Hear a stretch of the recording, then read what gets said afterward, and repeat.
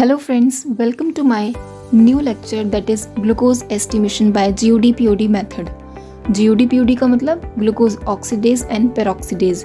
वैसे तो ग्लूकोज को एस्टिमेट करने के बहुत सारे मेथड है, बट आज के इस लेक्चर में हम जानेंगे कि कैसे हम GOD-POD मेथड का यूज़ करके ग्लूकोज को एस्टिमेट करते हैं।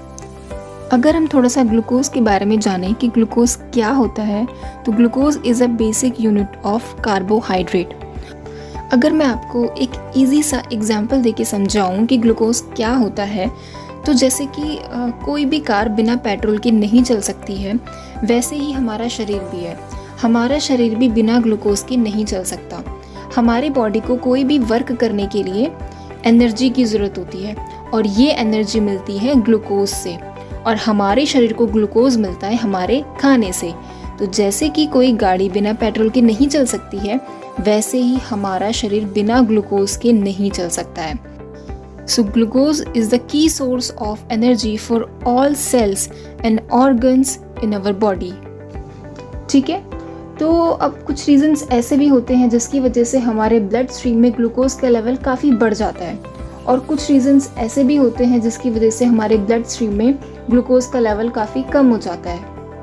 तो आज के इस लेक्चर में हम यही जानेंगे कि क्या रीज़न है और किस तरीके से हम GOD-POD मेथड का यूज़ करके ग्लूकोज को एस्टिमेट करते हैं। तो ग्लूकोज एस्टिमेशन के लिए हमें सबसे पहले पेशेंट की वेन से ब्लड का सैंपल कलेक्ट करना होता है सोडियम फ्लोराइड वाइल में। हम ऐसे शुगर का सैंपल किसी भी वाइल में नहीं ले सकते हैं, क्योंकि इससे क्या होगा, RBC में प्रेजेंट जो इनुलेज एंजाइम है वो शुगर को यूज़ करेगा, ग्लूकोज को यूज़ करेगा, जिसकी वजह से हर घंटे 10 mg पर डेसीलीटर ग्लूकोज जो है वो डिक्रीज होता रहेगा, और इससे हमें ग्लूकोज की एक्चुअल वैल्यू नहीं पता लग पाएगी। इसीलिए हम शुगर का जो सैंपल है वो फ्लोराइड वाइल में लेते हैं। फ्लोराइड वाइल में सोडियम फ्लोराइड प्रेजेंट होता है, जो RBC में प्रेजेंट इनोलेज एंजाइम को इनहिबिट करता है, जिसकी वजह से RBC ग्लूकोज को यूज़ नहीं कर पाता, और हम कितनी भी देर बाद टेस्ट लगाएं हमें एक्चुअल वैल्यू मिलती है ग्लूकोज की। एक तरीके से जो सोडियम फ्लोराइड है वो ग्लाइकोलिसिस को इनहिबिट करता है। ठीक है, आप इमेज में देख सकते हैं, ये जो ग्रे कलर का टॉप होता है ये सोडियम फ्लोराइड वाइल होती है, और इसी में हमें जो है शुगर का सैंपल लेना होता है। इस वाइल में जो सोडियम फ्लोराइड होता है वो एक वीक एंटीकोगुलेंट होता है, इसलिए हम सोडियम फ्लोराइड के साथ साथ पोटेशियम ऑक्सलेट भी यूज़ करते हैं, जो कि एक एंटीकोगुलेंट की तरह एक्ट करता है। सैंपल कलेक्ट करने के बाद हम वाइल को सेंट्रीफ्यूज करेंगे, और सेंट्रीफ्यूज करने के बाद जो हमें ऊपर प्लाज्मा मिलेगा उससे हम ग्लूकोज का टेस्ट लगाते हैं। तो चलिए अब हम देख लेते हैं कि GOD-POD मेथड का प्रिंसिपल क्या होता है।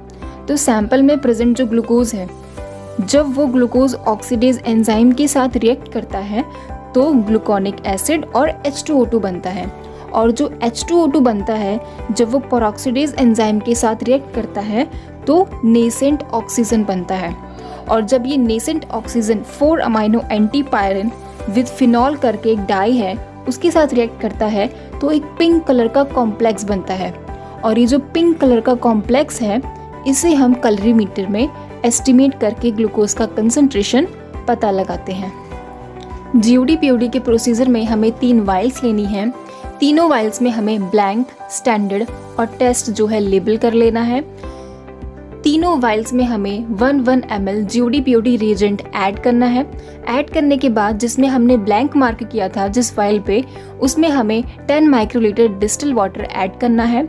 दूसरी वाइल जिसमें हमने स्टैंडर्ड मार्क किया था उसमें हम 10 माइक्रोलीटर स्टैंडर्ड ऐड करेंगे, और तीसरी वाइल जिसमें हमने टेस्ट लेबल किया था उसमें हम पेशेंट का 10 माइक्रोलीटर प्लाज्मा ऐड करेंगे। इसके बाद तीनों वाइल्स को हम 37 डिग्री सेल्सियस पर 10 मिनट्स के लिए इंक्यूबेट करेंगे। 10 मिनट्स के इंक्यूबेशन के बाद हम वाइल्स को कैलोरीमीटर में एस्टिमेट करके ग्लूकोज का कंसंट्रेशन पता लगा सकते हैं। तो चलिए अब हम जान लेते हैं कि ग्लूकोज की नॉर्मल लेवल्स क्या होते हैं। यहाँ पे मैंने एक टेबल बना दी है, मैं आपको इसके अकॉर्डिंग समझा देती हूँ। अगर किसी पेशेंट का fasting blood glucose less than 100 mg पर डेसीलीटर है तो ये नॉर्मल है। फास्टिंग ब्लड ग्लूकोज का मतलब क्या होता है, आपने खाना खाया रात में और पूरी रात कुछ नहीं खाना, और सुबह आके आपको शुगर का सैंपल देना है, यानी कि आपको कम से कम 8 से 10 घंटे की फास्टिंग करनी है और फिर सुबह आके सैंपल देना है ग्लूकोज का। इसको हम बोलते हैं फास्टिंग ब्लड ग्लूकोज, ठीक है। तो अगर किसी पेशेंट का फास्टिंग ब्लड ग्लूकोज जो है वो लेस देन 100 mg/dL आ रहा है तो ये नॉर्मल है। बट अगर किसी का फास्टिंग ब्लड शुगर 100 से ऊपर जा रहा है तो क्या पेशेंट को डायबिटीज़ है? नहीं।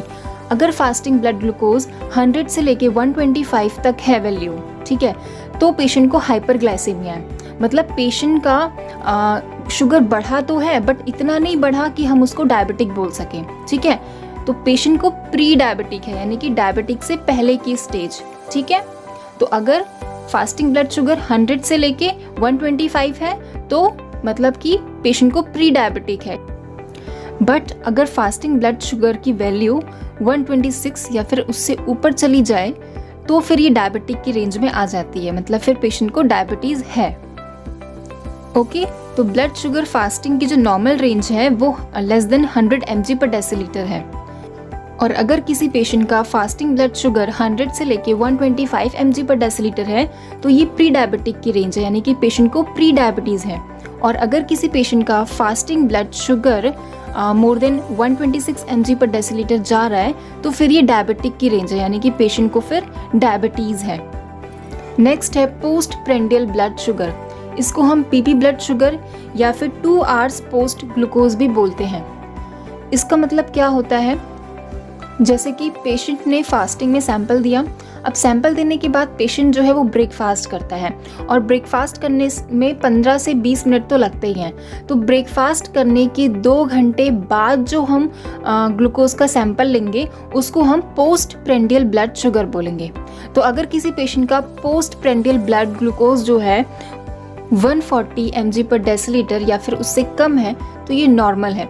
लेकिन अगर पीपी ग्लूकोज की जो रेंज है वो 140 से ऊपर चली जाए, अगर 141 से 199 तक हो जाए तो फिर ये प्री डायबिटिक की रेंज में आ जाती है, यानी कि पेशेंट को हाइपरग्लाइसेमिया है। मतलब उसका ब्लड शुगर बढ़ा तो है पीपी का, लेकिन इतना नहीं बढ़ा कि हम उसे डायबिटिक बोल सके।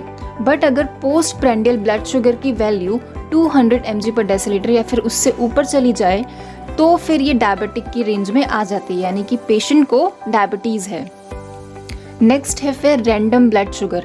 रैंडम ब्लड शुगर का मतलब कि हम इसमें कभी भी शुगर का सैंपल ले सकते हैं एनी टाइम। पेशेंट जो है वो कभी भी शुगर का सैंपल देने आ सकता है, इसमें कोई फास्टिंग पीपी की ज़रूरत नहीं होती। तो जो नॉर्मल रैंडम ब्लड शुगर की रेंज होती है वो 70 से 140 mg/dL होती है। अगर इसके बीच वैल्यू आ रही है तो फिर वो नॉर्मल रेंज है। बट अगर पेशेंट का रैंडम ब्लड शुगर बहुत हाई आ रहा है, ठीक है, अगर 200 mg/dL आ रहा है और सिम्टम्स आ रहे हैं पेशेंट को, जिससे उसको बहुत प्यास लग रही है, बहुत यूरिनेशन हो रहा है, तो भी फिर ये डायबिटिक की रेंज में आ जाता है। तो ये थी ब्लड शुगर की रेंजेस। अब हम ब्लड शुगर से रिलेटेड कुछ क्वेश्चंस की तरफ ध्यान देंगे जो सबके मन में रहता है। कि पहला क्वेश्चन कि कुछ लोग कहते हैं कि ऐसा क्यों होता है कि जो फास्टिंग ब्लड शुगर है वो पीपी ब्लड शुगर से भी हाई आता है, ठीक है, तो ऐसा क्यों होता है। दूसरा क्वेश्चन कि ऐसा क्यों होता है कि जो मेरा फास्टिंग ब्लड शुगर है वो तो नॉर्मल है लेकिन जो पोस्ट प्रेंडियल ब्लड शुगर है वो बहुत हाई आ रहा है, जबकि मैंने कुछ ऐसा कार्बोहाइड्रेट ज़्यादा नहीं लिया था डाइट में, फिर भी जो पीपी की वैल्यू है वो हाई आ रही है, तो ऐसा क्यों हो रहा है।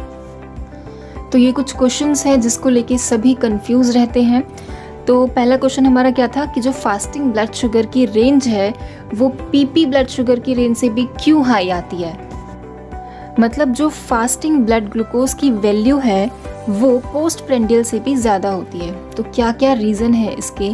तो पहला रीज़न ये है कि जब हम सुबह सुबह का जो टाइम होता है 4 से 6 बजे के बीच का, उस टाइम पर नेचुरली सबकी बॉडी में ग्लूकोज का जो लेवल होता है वो हाई रहता है, चाहे वो डायबिटिक पेशेंट है या नॉन डायबिटिक है, सबकी बॉडी में 4 से 6 बजे के बीच में ग्लूकोज का जो लेवल है वो आपको बढ़ा हुआ ही मिलेगा। अगर आप 3 बजे के करीब अपना शुगर चेक करोगे तो वो 90 अगर 95 अगर 96 आ रहा है, और अगर वही शुगर आप 4 बजे के बाद चेक करोगे तो वो आपको 96 से ज़्यादा ही मिलेगा। तो इसको हम बोलते हैं डॉन फिनोमिनन या डॉन इफ़ेक्ट। बट ऐसा क्यों होता है कि इतनी सुबह सुबह हमारी ब्लड स्ट्रीम में ग्लूकोज का लेवल इतना बढ़ जाता है? क्या रीज़न है? तो ऐसा इसलिए होता है क्योंकि हमारी बॉडी को पता है कि अभी ये जो बंदा है ये सो रहा है, अभी इसे उठना है और इसे बहुत सारे काम करने हैं। इसको अभी एक्सरसाइज करना है, इसको अभी नहाना है और फिर इसे ऑफिस जाना है। तो इन सभी काम को करने के लिए इसकी बॉडी को एनर्जी की ज़रूरत होगी। तो इसीलिए हमारी जो बॉडी होती है वो जानबूझ के हमारे ब्लड स्ट्रीम में ग्लूकोज का जो लेवल है वो बढ़ा देती है, ताकि हम अपने सुबह के जो काम हैं वो ईज़िली कर सके। इसीलिए हमारी बॉडी हमारे ब्लड स्ट्रीम में ग्लूकोज का जो लेवल है वो थोड़ा सा बढ़ा देती है। और ये सब होता है कुछ हार्मोन्स की वजह से जो इंसुलिन के अगेंस्ट काम करते हैं। जैसे कि सबसे पहले आता है कॉर्टिसोल, जिसको हम स्ट्रेस हार्मोन भी बोलते हैं, और इसका पीक भी मॉर्निंग में ही होता है। नेक्स्ट जो है वो है एड्रेनलिन। एड्रेनलिन भी ब्लड में ग्लूकोज को रिलीज़ कराता है, जिसकी वजह से हमारा मॉर्निंग में ग्लूकोज लेवल हाई हो जाता है। इसके अलावा हमारी बॉडी में जो मसल्स हैं, लीवर है, इसमें भी जो एक्स्ट्रा ग्लूकोज है वो स्टोर रहता है, ताकि बॉडी को जब भी ज़रूरत हो ग्लूकोज की वो यहाँ से ले सके। तो ये कुछ हार्मोन्स है जिसकी वजह से मॉर्निंग में सभी का जो थोड़ा सा शुगर है वो बढ़ जाता है 4 से 6 बजे के बीच में। तो जो आपने रात में खाना खाया होता है उसकी वजह से आपका मॉर्निंग में शुगर हाई नहीं होता। हमारी बॉडी जो है वो 4 से 6 बजे के बीच में थोड़ा सा ग्लूकोज अपने आप बढ़ा देती है। इस वजह से हमारा जो सुबह का शुगर है, मॉर्निंग का शुगर है, वो थोड़ा सा हाई मिलता है। बट अब एक क्वेश्चन है कि चलो ठीक है, 4 से 6 बजे के बीच में तो डॉन इफेक्ट काम कर रहा है, इस वजह से शुगर हाई है। बट अगर मैं अपना टेस्ट जो है फास्टिंग ब्लड शुगर 8 बजे करा रहा हूँ, 9 बजे करा रहा हूँ, फिर भी मेरा फास्टिंग हाई है पीपी से, तो इसका क्या रीज़न हो सकता है? तो इसका एक रीज़न ये हो सकता है कि क्या जो आपने फास्टिंग में सैंपल लिया था, क्या वो एक्चुअल में फास्टिंग था? क्या पेशेंट ने सुबह कुछ नहीं खाया था? क्योंकि कुछ पेशेंट होते हैं वो सुबह उठते हैं, उन्हें कुछ ना कुछ तो चाहिए, उनको थोड़ा चाय चाहिए होता है, वो कॉफ़ी पी लेते हैं, बिस्किट खा लेते हैं, उसके बिना उनसे रहा ही नहीं जाता। और जब वो फास्टिंग का सैंपल देने आते हैं और जब हम पूछते हैं कि क्या आप फास्टिंग में हैं, क्या आपने कुछ नहीं खाया, तो वो बोलते हैं हाँ मैंने कुछ नहीं खाया, वो सच नहीं बताते हैं। तो ऐसे में वो फास्टिंग का सैंपल नहीं होगा। और अगर हम वो ब्लड शुगर फास्टिंग करेंगे तो वैल्यू जो है वो हाई ही आएगी। तो एक रीज़न ये भी हो सकता है। अब नेक्स्ट क्वेश्चन है कि जो पोस्ट प्रेंडियल ब्लड शुगर होता है, यानी कि खाना खाने के बाद जो हम शुगर देते हैं, उसकी वैल्यू फास्टिंग ब्लड शुगर से भी कम है। मतलब मैंने खाना खाया उसके बाद भी मेरा शुगर फास्टिंग ब्लड शुगर से कम आ रहा है, तो ऐसा कैसे हो सकता है? तो इसका भी एक रीज़न है। जब आप फास्टिंग में सैंपल देते हैं, उसके बाद जब आप ब्रेकफास्ट करते हैं, अगर आपने उसमें कार्बोहाइड्रेट ज़्यादा ले लिया तो फिर आपके ब्लड स्ट्रीम में ग्लूकोज का लेवल अचानक से बढ़ने लगता है। तो फिर इसमें फिर पेनक्रियास को लगता है कि इतना सारा ग्लूकोज आया है, तो वो बहुत ज़्यादा इंसुलिन का प्रोडक्शन करने लगता है, जिससे इंसुलिन जो है वो ब्लड शुगर को काबू करने की कोशिश करता है और सारा ग्लूकोज हमारे सेल्स में ले जाके छोड़ देता है, जिसकी वजह से हमारे ब्लड स्ट्रीम में ग्लूकोज का लेवल कम होने की वजह से पोस्ट प्रेंडियल ब्लड शुगर की जो वैल्यू है वो कम हो जाती है। तो यही रीज़न है जिसमें हमारा पोस्ट प्रेंडियल ब्लड शुगर की वैल्यू फास्टिंग ब्लड शुगर से भी कम आती है।